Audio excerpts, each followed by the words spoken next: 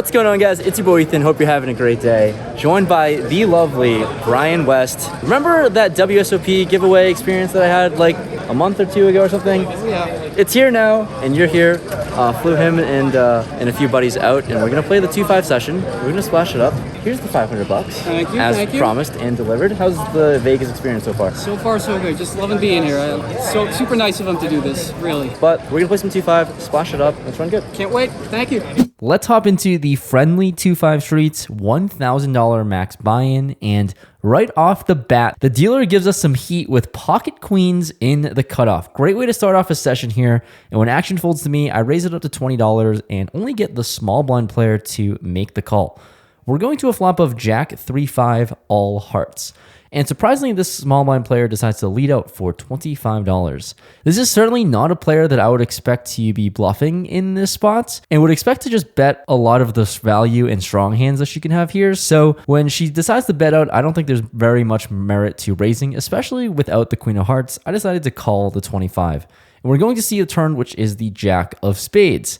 That is not a good turn to see. Now with the Jack paired, she bets again for $45, and my hand just feels a little too strong to fold. Obviously, I don't love it because all of the hands that I did beat that she was betting for value gets there with trips. Anyways, I make the call again, and we're off to a river, which is a disastrous King of Hearts. Yep. I am totally giving up on this board now, but luckily she checks. I'm happy to check behind, and I announce queens, and somehow they're actually good. Really unclear as to what hand she was betting. Clearly didn't have a heart for a flush, and I'll take it down somehow. Nice way to start off the session. In the second hand we go, I pick up 8-6 of diamonds in the low jack, and when action folds to me, I am certainly in here trying to play more hands. I put in a raise to $20 and only get the big blind to make the call. Same player from last hand, mind you.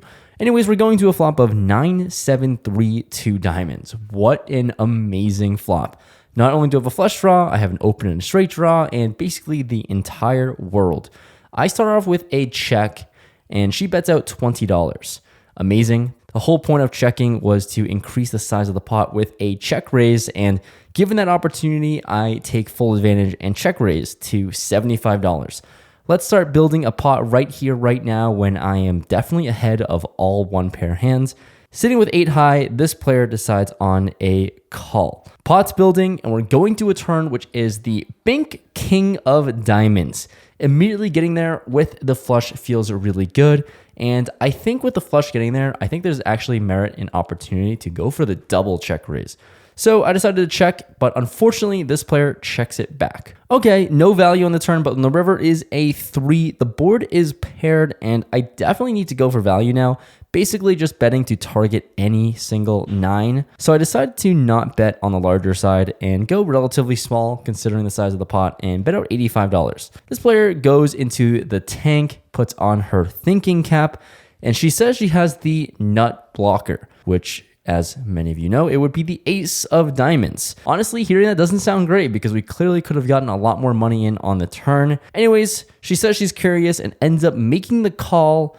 I show the 8 high flush and win.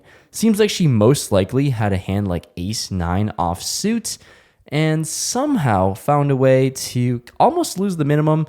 Anyways, wish I would have bet the turn, but no need to dwell on past hands, as firing away the next hand, I have 8-9 of spades in the low jack. Obviously a very good hand to play. I put in a raise to $25, and in comes our good friend Brian.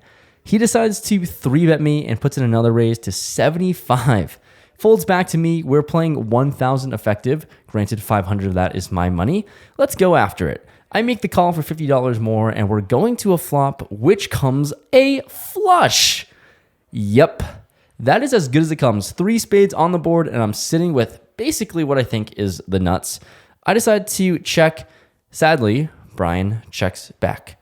Going to a turn which comes a complete brick, doesn't change the board. I'm still sitting with my 9 high flush. It's time to go for value.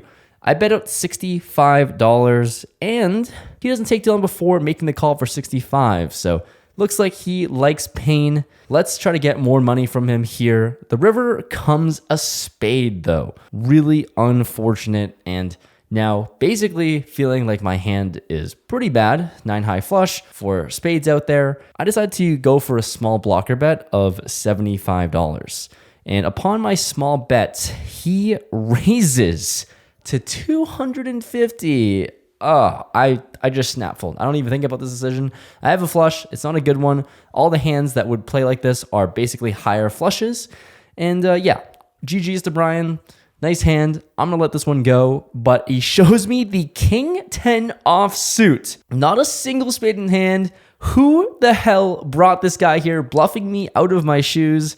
Well played to Brian. Nice hand. That was a good run out to bluff on. Fuck.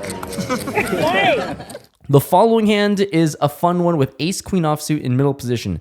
There's an undergun raise to $20. Sitting in position of this player, I've been super active at the table, so I probably have a splashy image. I 3-bet to $65 with a good hand. I'm in position here, and the action folds all the way back around to this undergun player who thinks about his decision for a while.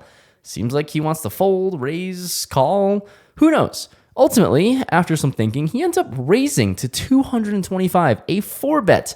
Not something you see very often in the 2-5 streets. And even worse, he leaves himself with like $300 behind. He's playing like $500 total. So yeah, at the end of the day, I think when we're playing the lower stakes here, people are rarely going to be 4-betting hands that are worse than ace queen, or if any at all. So I just give him credit, especially in this player field. I let it go and just show him the ace queen. And he shows me ace 10 of hearts. Yep, seems like everyone is bluffing me out of my shoes today. Not the best last two hands, just dumping money left and right. I'm getting bluffed out of my shoes, but at least I'm having a fun time here at the table. After that hand and giving away some money, some people decide to put the straddle on. So I'm in the hijack with ace-jack offsuit. There's a $10 button straddle, and there's an undergun player who limps for $10. Well, $10 not going to stand. I'm going to put in a raise to 45 here as the game just got bumped up. Player to my left, good old Brian, our buddy. He gets involved again by 3-betting me to 130. Action folds around to me. I have a pretty fun hand to play, and I'm certainly going to take any spot to play against our friend here. So I make the call, and we're going to battle it out once again. He's 1-0 for me so far. Let's even up the score. We're off to a flop of ace queen 7, 2 diamonds. Yeah, that's a pretty good flop for ace jack, all things considered. I start off with the check, and Brian bets out $120. All right. I don't know if he has ace king or something, but ace jack, obviously too good to fold. I call for 120. The turn is a beautiful jack. That's right. Improved to 2-pair and a good one at that. I start off with a check once again and let him blast off. And he does end up betting $155. I take a count at my stack, and I actually don't have the maximum amount as I could have, because I guess I've chipped down a lot. I end up counting it out. I have about $550. I'm sitting with 2-pair, and I'm going to go for all of it. Max pain or max value we go. I rip it all in, check jam for $550, and he ends up snap calling with ace queen. What? That is a disastrous turn, which I thought was really good. 2-pair over 2-pair. The river I do not find.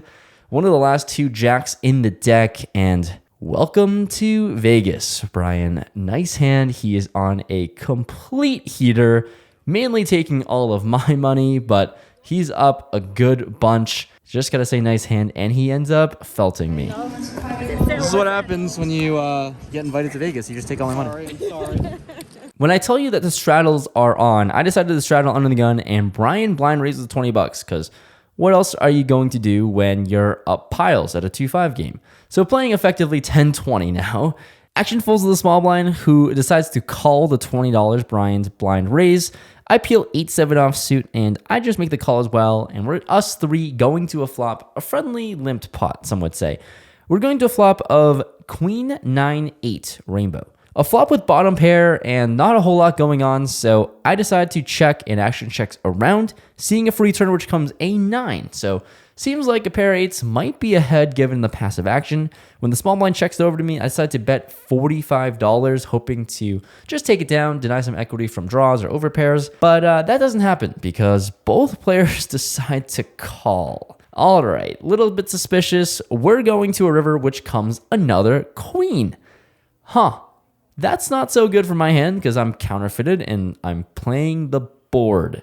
So when the small blind checks it over to me, I have the absolute worst hand possible. And how likely will one of these players have a queen after the action the flop checks through? Unsure, so I decided to bet out $45, thinking that this sizing could potentially just get all the ace and king highs to fold. But no, immediately Brian raises to $160. Small blind player folds, and now onto me, sitting with a pretty easy decision, as some of you guys would think. It would just be to fold, because I'm playing the board, I have nothing. Why would I do anything else, right? Well, Brian has shown some bluffs this session so far. Definitely shown the ability to be a little crazy. So let's see what I can do here. I decided to min click. I put in a 3-bet to $325, thinking that this should be able to fold any bluffs that he could be having. Could potentially fold a 9, or at least put it in a bad spot. But he snap announces all in. Yeah, I'm going to fold. He has a queen. He shows us queen 3 of hearts, and he is just crushing it. After taking more of my money, which he already has taken enough of, he ends up just winning a massive all-in pot. So yeah, just crushing every single hand, sun running. It's a good time to be the WSOP experience winner. For one of the last hands of the night, let's go over a doozy with ace-7 offsuit on the button and the straddles on. There's a hijack player who limps $10, and I'm on the buttons, so I'm going to raise because why not? I raise up to $40 and plenty of action here on this table in the 2-5 streets. Small blind, under the gun, and hijack player make the call. So us 4 lovely people to a flop of ace-7-3 all spades. Another monotone flop, but we have top 2 pair and action checks to me. I'm definitely going to bet for value, and I'm going to size to $60 here. Multi-way, I'm sure one of these people have a strong spade, potentially. Anyways, only the under-the-gun player who straddled makes the call. She seems like someone who would play a pretty narrow range of hands. So let's navigate a turn, which is the jack of spades. That just sucks. Action goes check, check, because I'm not putting any more money into the middle until the river ace. Oh, sitting with the nuts, basically. I lose the ace jack. That's not relevant. I have the second nuts. Anyways, this is just a complete bank. And even better, she decides to put money into the middle herself. She fires out $85. Obviously, sitting with the basically best hand possible, it's time to raise. And I'm trying to get the maximum amount here because I'm stuck piles in this game. And I'm thinking a normal raise number would probably be like $300. But I'm thinking if, let's say I did raise the $300, I feel like the only hands that would call would be the king of spades and maybe an ambitious queen of spades. The rest are all going to fold, whatever the hell she's holding. And I'm thinking that if I'm trying to raise and get called by only like a few hands that would actually do that, seems like those hands would call any size of a raise. So why not go for all of it? I'm all in. Yep, dealer, I'm all in for $805 total. This is certainly not a spot that I would play normally in bigger games, but here in the 2-5 streets, I think she can call with a king of spades or queen of spades, and that's basically it. And she goes deep into the tank and says she doesn't know how to fold her exact hand, and she flicks in the call with king 8 of spades.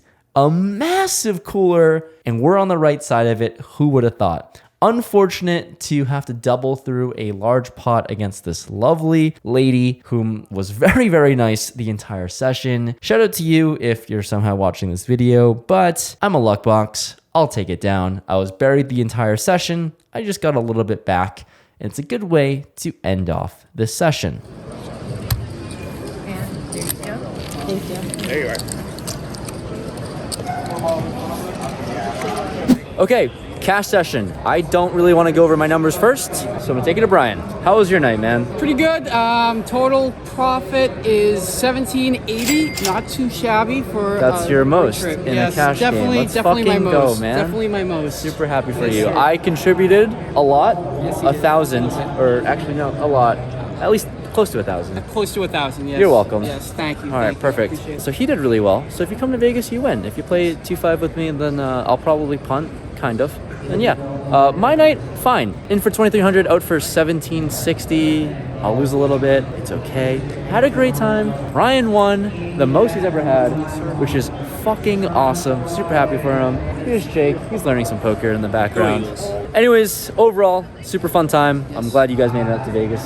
Thank you for having me. You guys made the trip. Appreciate it. It's a lot of fun. And that's it. I'll see you guys next time in the video. Like I said, there's going to be another contest coming up pretty damn soon because I'm also open to having more experiences and flying a bunch of you guys out to Vegas. So thanks so much for watching. I'll see you guys in the next video. Peace.